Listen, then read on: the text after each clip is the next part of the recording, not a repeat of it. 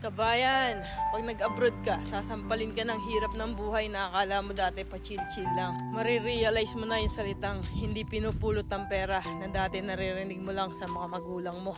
Marirealize mo na wala kang dapat pagkatiwalaan dito, kundi sarili mo. Marirealize mo na ang 5 oras na tulog ay sapat na para may paglaban ng isang araw na pagtatrabaho. At matututo kang pahalaga ng bawat sentimong sinasahod mo.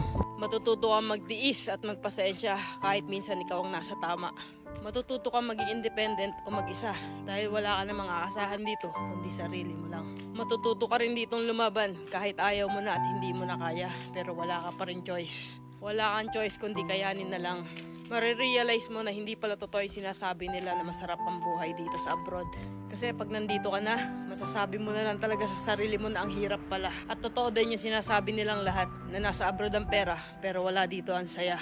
Kaya sa mga nagbabalak mag-abroad dyan, patibayan ng loob dito at bawal ang mahina, bawal ang sumuko.